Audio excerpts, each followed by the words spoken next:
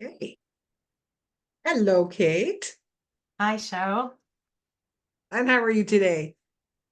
I'm really good. It's very rainy. It's blowing a hoolie, as they say over here, so big gale. And we're stuck inside, no outdoors walks today, which has been a bit of a pain. But apart from that, I'm doing really well. How are you? How's your week gone? Very busy and very good. Our weather here is quite lovely. Autumn has set in, and our beautiful leaves have started to, well, they've turned already. It was early this year, and leaves are falling, and the rain has stopped. So that's a good thing. Oh, I actually love this time of year. I always used to kind of dread it, but now it's that kind of September feeling, that back to school feeling almost, that Yeah, chance to reset before the end of yeah, the year and to yeah, move forward. It feels a really vital time of the year. And I don't yeah. even mind the leaves starting to turn colour. They're very beautiful. Um, Yeah, they are here too. We have a lot of maples, so we get all the reds and the yellows and the yeah, it's beautiful. But I was going to tell you about something that happened today, and I just thought, this is so what we do.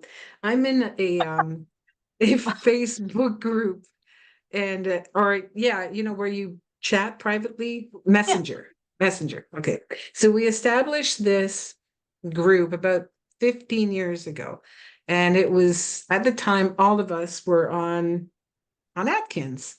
And we've been supporting each other for a long, long time. And I was reading the comments today, and oh my God, I love these ladies. Used to be ladies and gentlemen. One of our members passed away, and another one has moved on. He's doing very, very well. But anyway, so we're down to a bunch of girls from all over. And like I said, I just love them dearly. But I noticed that we're after 15 years, we're still having the conversations are still the same. We're everybody's still trying to lose the 15, 20, 30, 40, 50 pounds. It's still a diet mentality. And over the past, I guess, year, maybe couple of years now, I've kind of pulled away a little bit. Not because I don't adore these people, but it's not the right fit for me anymore because it's that diet mentality. I'm going to start this, another diet, and I'm going to restrict, and I'm going to fall off, and I'm going to restrict again. And so I understand this. But conversation kind of turned to intuitive eating, which normal people can eat intuitively. They know when to start to eat because they have hunger, and they know when to stop eating because they know when they're full. But if you have an addicted brain, or if you have a problem with, binge eating disorder, for instance, your your brain is no longer excuse me, functioning properly. It's it doesn't know when it's hungry, and it really doesn't know when it's full. And it's not because these people are gluttons or anything like that. It's just the brain's just not working the right way anymore. And so eating intuitively is not going to work. It'll be a diet type of result. It'll be, well, I'm just going to, well, like you said at one time, you can sit in a corner with a pillowcase full of Smarties or M&Ms, and if you think that I could trust my satiety signals to stop eating that container of M&Ms, you're out of your mind. I mean, I would get through the entire bag. So, yeah, so intuitive eating doesn't work for everyone. And I just don't think that it's good advice to just be handing out, because, yeah. Anyways, it was an interesting conversation, and I didn't want to be a Debbie Downer, but I kind of got on my soapbox this morning, and I was typing away. This doesn't work for someone with addiction. I think that's the thing. And I mean, firstly, I love the fact that you've made that level of connection with people and you've walked this journey for such a long time. If you're on the path of recovery, we evolve. Some of us evolve, some of us get stuck for a while in that sort of whirlpool of Mm. ideas. because we're not dealing with the underlying cause, which is getting a diagnostic for sugar addiction, dealing with what, you know, can seem very challenging, that this is an addiction, because it's easier to stay in the hope and the promise cycle, you know. Okay, this one's going to work, this one it's going to be different, and this time I'm going to hit my remaining 30-pound goal or whatever. It's because this is going to work, and I know it's going to work. And you know, I like to think of myself as an intuitive woman. I really like that as a concept. That's who I want to be. So intuitive eating feels really, really appealing. You know, that really, you know, rings something in me that makes me, yeah, I'm going to eat that. But I mean, it's, you know, good luck is all I can say, because it's another one of those journeys where you fill your rucksack with stuff and you get your map and your compass and you do all the planning and all the rest of it, and you're off on your journey. And you know, like within I don't know, 2 days, 1 day, you're just going to fall off the path into the ditch, and the whole sorry cycle is going to repeat again. Because for those of us with this disease of addiction, it's not the right answer. No, God bless them, you know. yeah, I know. And I wish, and I don't want to come across like a know-it-all, because even though I'm a trained professional in this field, it still would be I guess a blunder to just kind of hop in and just start assuming that they're addicted. I can't do that. I haven't diagnosed them, but I can see, of course, a lot of telltale signs that suggest that this is probably what's underlying the, successful weight loss and the total disaster on the other side, and the perpetual cycle. Yeah, and I think we can see it because we've been there and we have a shared lived experience. And you're right, I've only ever known you act from a place of love and compassion towards others based on the experience that you've had around this. Mhm. And, you know, couple that with the training that both of us have received from Bitten, we just know how to spot and to make recommendations and suggest people move through to a screening and then onto the diagnostics. I mean, that's what, you know, I kind of think if you have the knowledge under your belt that, okay, this is what I'm dealing with, this is my disease, and I know from, you know, the 100-year proven track record of experience on how to deal with substance abuse disorders, that this is what I need to do to recover. Right. That's the way forward. And this is key, and you outlined it at the beginning. I'm going to say it again because it took me 40 plus years to understand this, that abstinence is not recovery. Right. Yeah, abstinence is the easy part, at least for a period of time, right? 'Cause, I mean, we're used to restriction, but it's, how do you master permanent abstinence? What does one day at a time mean? Right?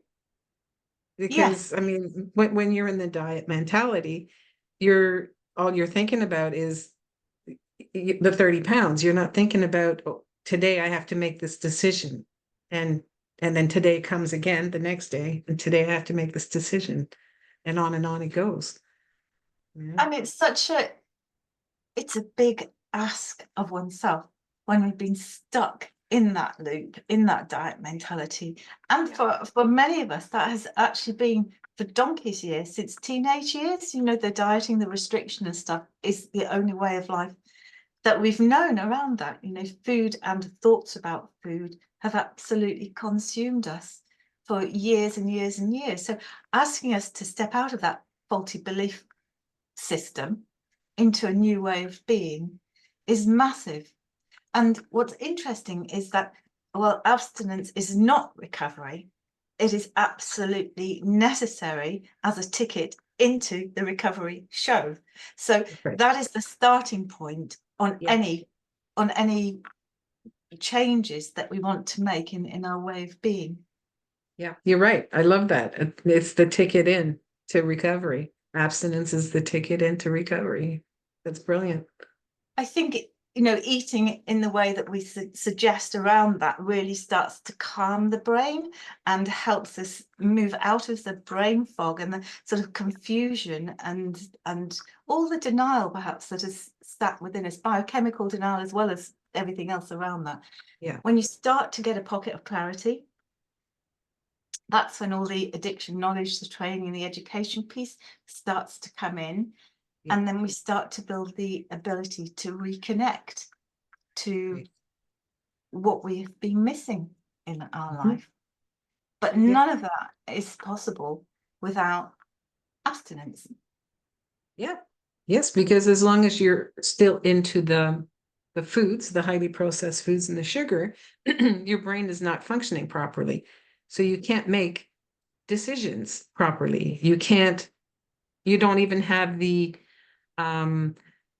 enthusiasm or the hope that all of that is obscured. Everything's in a fog as long as you're eating that way. I mean, if people just, if they did one thing to help heal their brains, like if they started to do this starting today, is just to quit sugar, it would bring them that much closer to healing their brains. Just quitting sugar as a start, you know? Yeah, simple, not always easy. Not And always sometimes that's easy. where the role of working with somebody one-on-one or in a group Yeah, support can really help bring us through around that.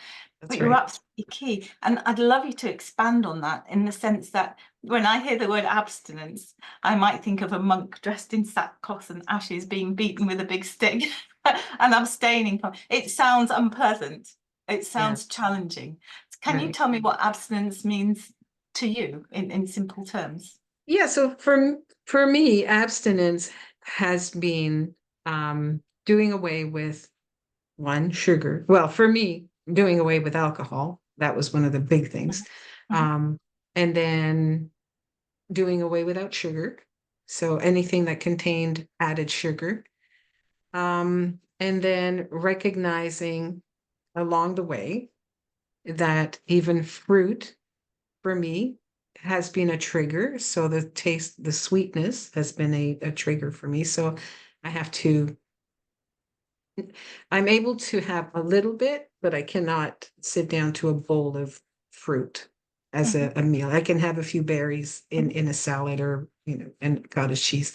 Um, and abstinence for me has also meant any foods that easily convert to sugar. And those are the carbohydrates, like the pasta and the rice and the cereal and the wheat and that sort of thing.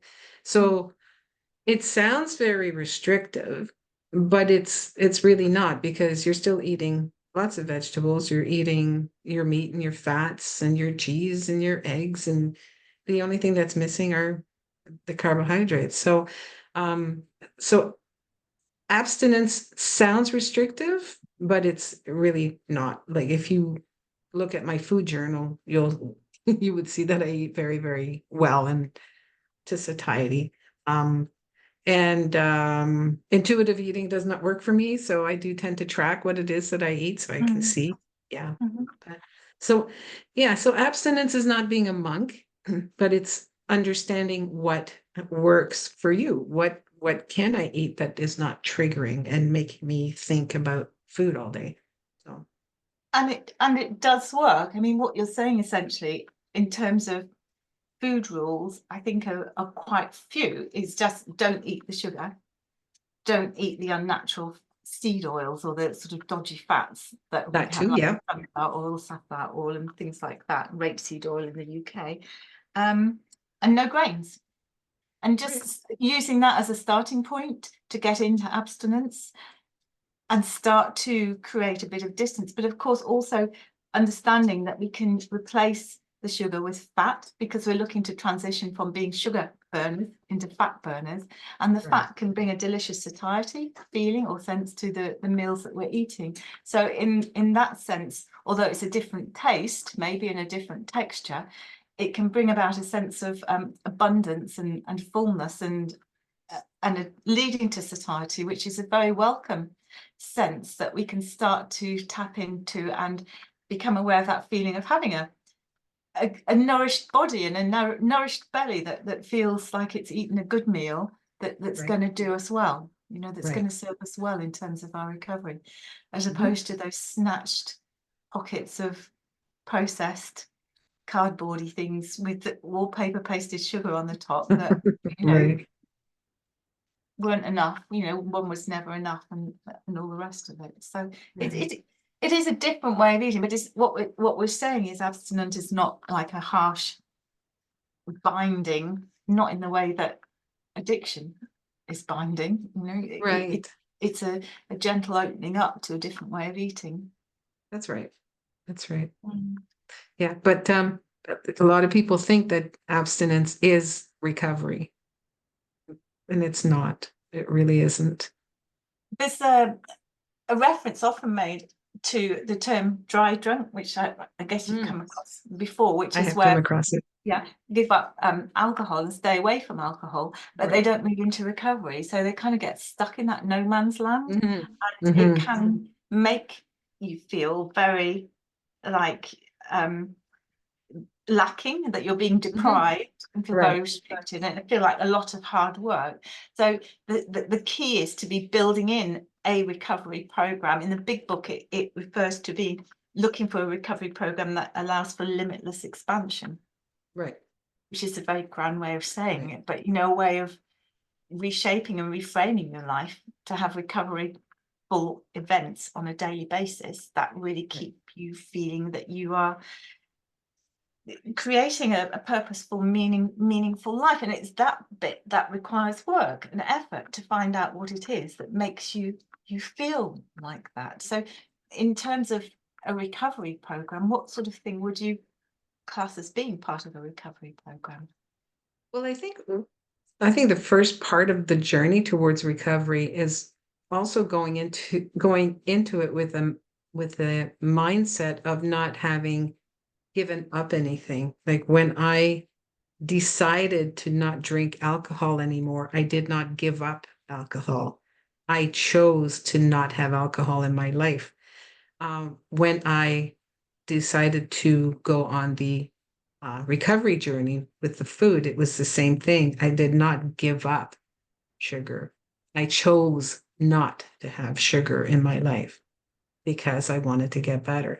So your mindset going into recovery has to be, you cannot be a dry drunk or a dry food addict. You have to have that decision for the right. You have to know your why. Why am I doing this? Right? Mhm. If you just go into it thinking it's another way of losing 10, 15, 20 pounds, that's not what this is about. That's not what I this is think what's about. so frustrating about it is that for a lot of us, that's the starting point, what got us into trouble in the first place.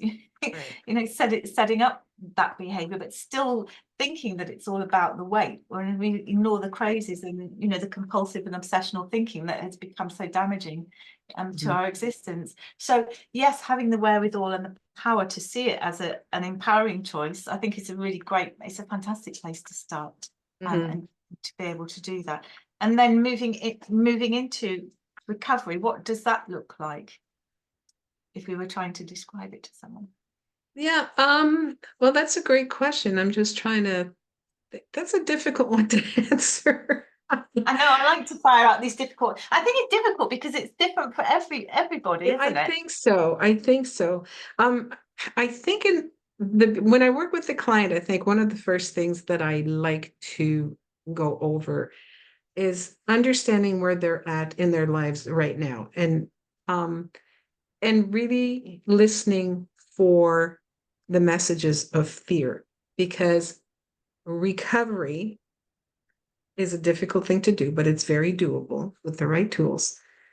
But when people are faced with making changes that are so radical, there's a lot of fear around that. And I think it's very important to address, what people's perceptions are of, what is recovery going to mean? How is my life going to look from now on? And sometimes people are thinking so far ahead of from where they are today that they can't make any movement, like they can't even move forward because they've got things kind of, they think they've got it all figured out. Oh, I'm going to feel this and I'm going to do this and this is going to be horrible and I'll never be able to do this again. And what about my friends? What will they think? Like the stories. And so it's taking it like, okay, what about today? Let's just deal with today. I think recovery is this one day at a time. And then some days it's one thought at a time and it's 1 minute at a time. No, I don't know if I answered your question No, very no, well. but I think it's so relevant, and also just picks up on another key symptom of addiction for me is that kind of all or nothing thinking, and that Mm, can really lead to that fear that I've mhm. got to rip the bandage off, and it's going to be really painful. I've got to go through withdrawal, and that's going to hurt. And I'm not, I'm building up these fears without actual evidence or understanding or choosing to work at this with somebody else, so to walk alongside you and help you just in this part of the journey where it feels different, and you're relearning and reprogramming yourself. So hearing that all or nothing thinking piece, that very strident voice, that's a warning that it's probably red dog somewhere in there that we talked about in our last couple of Yeah, shows, that's running the bus there and setting you up to feel fearful. And you're right, the key is to move absolutely as slowly as the slowest pace that you're comfortable with, and just do the next right thing. Just do the next right thing. I think any recovery program is bound to start off with a very basic understanding of a simple food plan that one can work to. yeah, right. Yeah. So, and like you said before, it's not about the food, but it is about the food. But fundamentally, it's not about the food. But you have to start somewhere, and that is cleaning up what you're feeding your body, because what you feed your body feeds your brain. And if that's not working, then it's really, well, impossible to make any lasting change. So yeah, That's definitely starting with a food plan is important. And then you might, for example, build in something small into that, which is a short stroll after each meal. So some exercise outside in nature. Maybe if you've been keeping yourself to yourself and not going outside because things have just got too overwhelming and chaotic, that's a small change that will really benefit you by taking that stroll, not fast, just go at your own pace, but just get some exercise after each meal. So that will be something else that one might build into a Right. recovery program. Yep. And I know that with some of when I've worked with morbidly obese people, even a walk has been very difficult, but movement is still important. So if you can't walk very far, then, if you can only sit, then lift, dumbbells, start with that, Mhm. any sort of movement after you eat is very important. Very Yeah, I important. love that notion to start where you are at, Where you're at. just start, like the Greek god Nike says, just do it, Yeah. Yeah, and that's right. because sometimes and I think this is another symptom of addiction, is the over analyzing everything, the overthinking. It's part of the brain fog and the confusion. It's very symptomatic of addiction, and I think being able to drop that, put all that thought down, and move your body, be in your body, or do something, and just do it, whatever it is. Sometimes just moving that muscle can change your thought process around that, and start to build traction from Right. that piece. So I Yep. think we're so used to think it's got to be everything now, Mhm. but bringing it back down into just doing something, just moving Yep. forward, just one small thing, the next right thing, is very much part of the recovery program, I think. Yes. Yeah, and you don't have to join a gym. You don't have to buy thousands of dollars worth of equipment. If all you've got at home are a couple cans of Campbell's soup, lift those. Yeah, yeah, Do yeah. squats. Do, like you said, a short walk. Do whatever you can. And then tomorrow, do a little bit more. Yeah. And tomorrow, do a little bit more.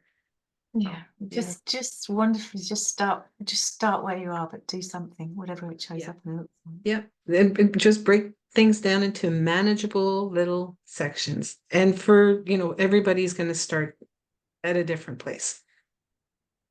I think another important component or part of any recovery program is to build in some kind of support. So Mhm. some meeting or some community support or some Mhm. interaction with another person who's part Yeah. of your tribe, someone Yeah. who gets you, a group of Right. people, like you have your lovely mastermind group of Mhm. women. Mhm. But find your tribe. And if you Right. don't have, you will meet people on this journey. Reach out in chats when you're joining or listening into programs and stuff. Yeah. Try and create a dialogue, meet people that way, and start to build your own little support team. But that to me is it's a huge part of any recovery program, will include that. And Yep. also knowing that when we start to withdraw or find ourselves not wanting to be part of that community, that's a sign, that perhaps the addiction is coming live again, and something to be aware of. Definitely. Yes. It's like, well, I think some of my clients start off gung ho, well, I'm going to keep a food diary and I'm going to do this, I'm going to do that, and I'm going to do this. And they start out the first 2 weeks, they're filling out their journal and they're having, they're following their program that they've put together. Um, and then in the third week, I'm asking them, how is your journal? How's your food journal? Oh, well, I haven't been keeping track of anything. And that's, there's your first indicator. Mm. Something's starting to fall off the rails. So when you see something like that, pay attention. We talked about that last week or a couple of weeks ago, paying attention to the small signs. When you can start to feel, if you're feeling some sort of resistance or tension, there's something going on, and pay attention. And having these things set up in your recovery program are early, like hidden warning signs that something is about to go wrong with that. And Right. that's why it becomes so beneficial to build your own recovery program and have these in place around you. I know that for me, knowing that I'm in recovery is building on a daily basis the opportunity to have the connection piece.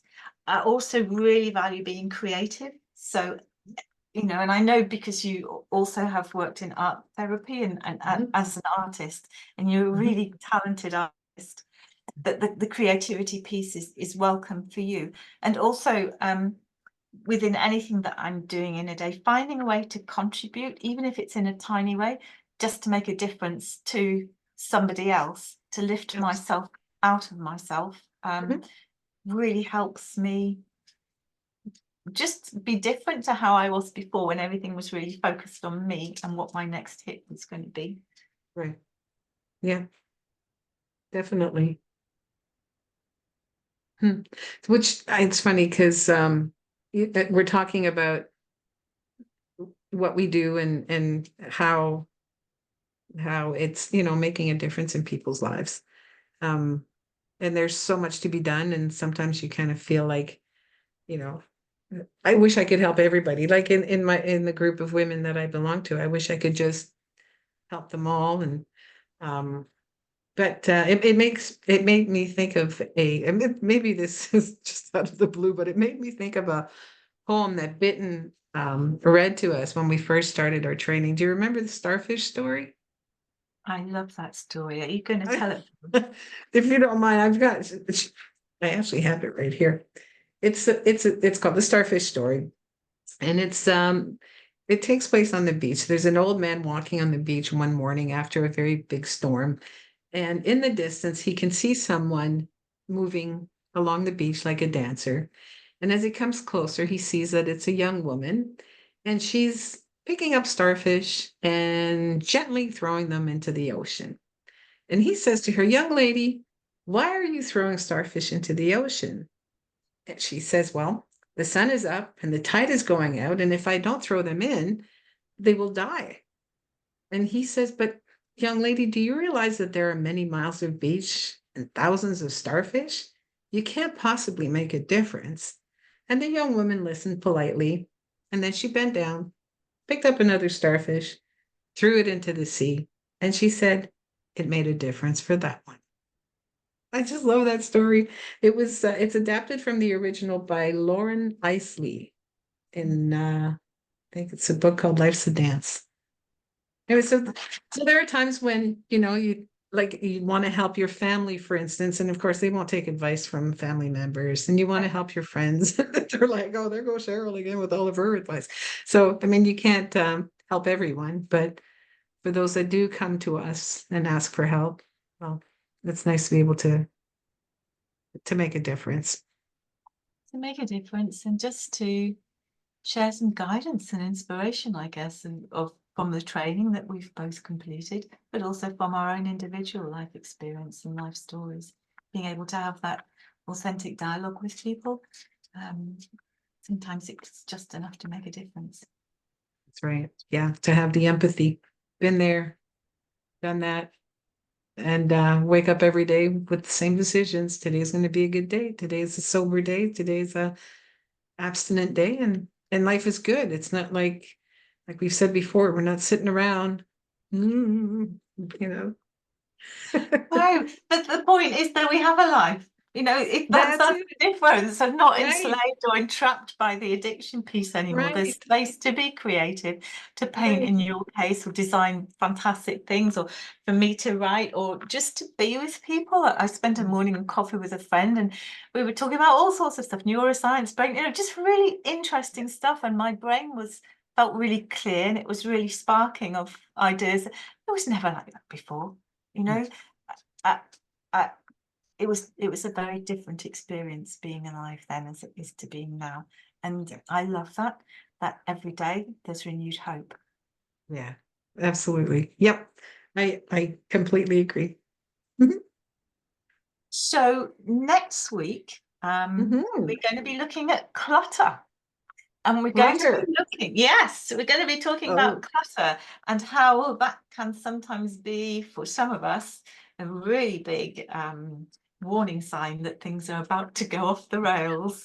She said, not okay. looking around her I'm office at the just, moment. I'm sitting here going, okay, do I move this camera around to show the reality of Well, what my office you've got looks a whole like? week to tidy up between now and then. But and I know we've collected loads of really useful little tips and things we can share with people that just Oh, yeah. might make things a little bit sweeter. So we'll take a deep dive into clutter. I'm It's very gonna be like a experienced on that one, a lot to share.